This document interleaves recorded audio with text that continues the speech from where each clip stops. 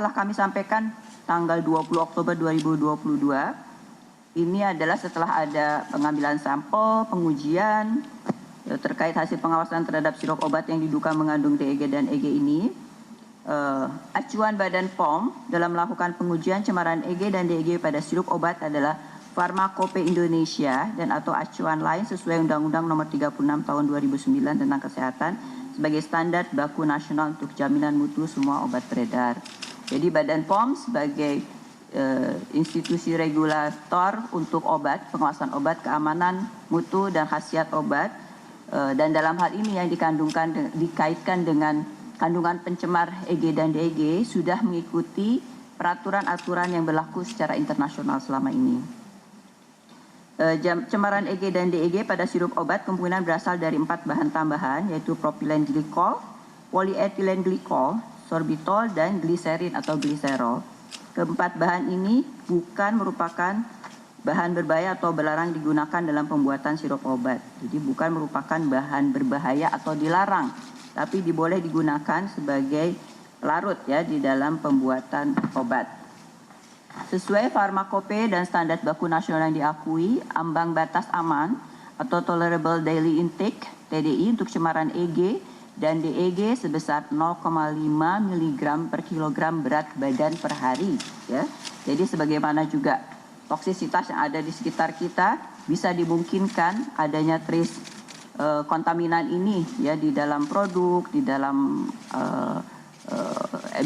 ambien sekitar kita, misalnya ini adalah dalam produk ya, tapi harus ada batas maksimal yang bisa ditolerir oleh badan kita yang tidak boleh dilampaui. Jadi selama itu masih ada di bawah minimal, berarti masih bisa ditolerir oleh badan kita sehingga dianggap aman. Tentunya sesuai dengan ketentuan cara penggunaan obat dengan dosis dan lamanya konsumsi dari obat tersebut. Nah, kemudian juga Badan POM menindaklanjuti dengan melakukan sampling terhadap 39 batch dari 26 sirup obat yang juga mengandung cemaran EG dan DEG berdasarkan kriteria sampling dan pengujian. Antara lain, jadi kriterianya kita berikan berdasarkan berbasiskan resiko ya dari sekian banyak produk-produk obat sirup untuk anak ya. Tentunya kami tidak bisa melakukan semuanya sendiri, harus ada prioritasi ya, dan juga sampling berdasarkan risiko.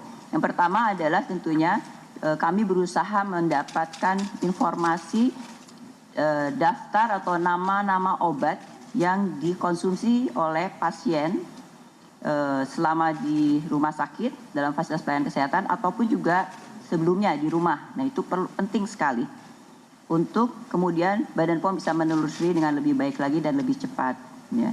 Jadi saya kira ini juga edukasi untuk para orang tua ya, dan kita semua untuk selalu mencatat, mengingat dan nanti melaporkan ya apabila ada kejadian luar biasa terhadap obat yang dikonsumsi baik di rumah ya maupun juga di fasilitas pelayanan kesehatan. Kemudian juga kami kembangkan lagi karena pada saat awal itu sulit untuk mendapatkan data tersebut ya, sehingga tidak bisa mengerucut hanya pada obat yang sudah dikonsumsi oleh masyarakat, sehingga kami mengembangkan ya berdasarkan berbasis risiko kriteria lainnya untuk mengembangkan ya sampel yang diduga dan kemudian dilakukan pengujian. Saya kira ini kriteria sampling pengujian antara lain adalah diduga digunakan pasien gagal ginjal sebelum dan selama berada di rumah sakit tadi ya, kriteria pertama. Kedua, diproduksi oleh produsen yang menggunakan 4 bahan baku pelarut tersebut dalam volume yang besar. Ketiga, diproduksi oleh produsen yang memiliki rekam jejak kepatuhan yang tidak baik ya, yang minimal dalam pemenuhan aspek mutu. Kemudian yang keempat, diperoleh dari rantai pasok yang diduga berasal dari sumber berisiko terkait mutu ya. Jadi rantai pasoknya misalnya mungkin ilegal atau juga tercemar gitu ya. Jadi berdasarkan data yang kami miliki, kami bisa memilih ya mana yang diprioritaskan untuk di sampling dan kemudian dilakukan pengujian.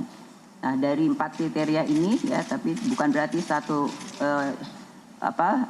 perusahaan yang obatnya mengandung EG dan DG itu memiliki semua kriteria ya, salah satunya itu dikembangkan untuk menambah lebih banyak lagi jumlah yang disampling dan diuji. Nah,